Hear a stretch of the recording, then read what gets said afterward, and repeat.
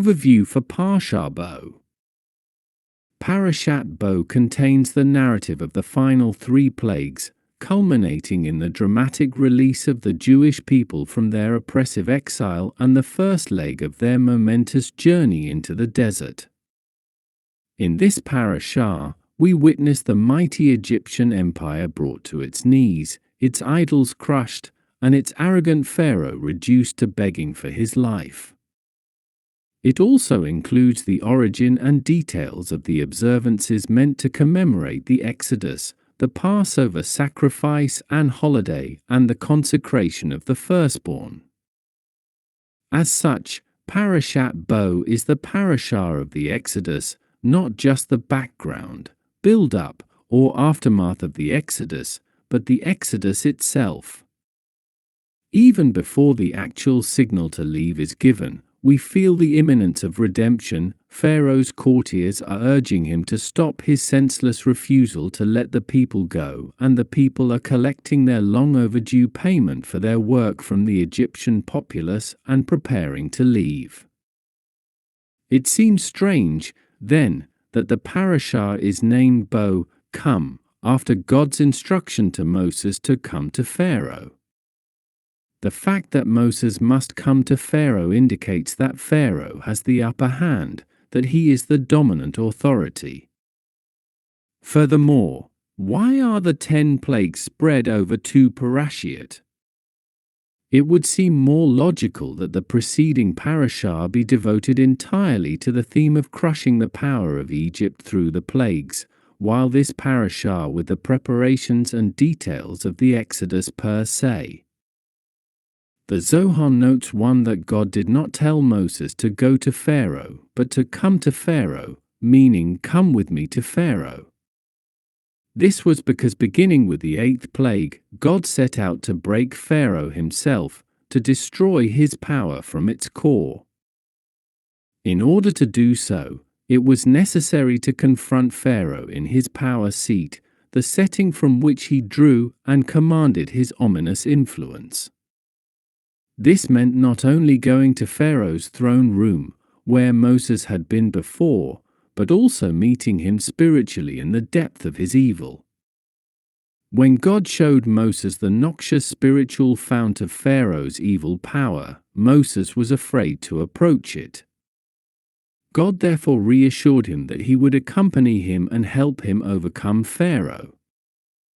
Thus, the underlying thought behind the words "come to Pharaoh" is the confrontation with Pharaoh's essence. It is here that he, and all the evil he represents, can be decisively broken. Breaking Pharaoh's power was the essential prerequisite for the Exodus. Indeed, it was the essence of the Exodus. Egypt, with all its opulent wealth and imposing, awesome edifices, was the very embodiment of materialism. Even its religion, its gods, and its distorted vision of the afterlife were materialistic. The Exodus was the release from this oppressive and constricting philosophy and lifestyle in order to live a life dedicated to God's transcendent reality. In order to be free, the chain had to be broken, Pharaoh had to be crushed, in the very height and seat of his power.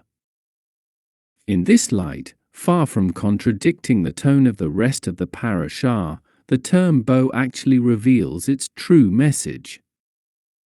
Since the Egyptian exile is the prototype of all exiles, and the Exodus is the precursor of the final redemption, the dynamic contained in the name of this parashah will be repeated at the end of the present exile, as well. Before Pharaoh was crushed, God redeemed whatever good there was in Egypt. Non-Jews who wished to accompany the Jews were allowed to do so, and the Jews took with them an abundance of material wealth. Only when nothing of redeeming value remained in Egypt did God deal the crushing blow. Similarly, the aim of all our godly work during our present exile is to elevate whatever we can from the material world. Point 2. When this process is complete, whatever is too spiritually coarse to be adopted into holiness will be eliminated, and the world will be free to pursue divinity unhindered by opposing forces.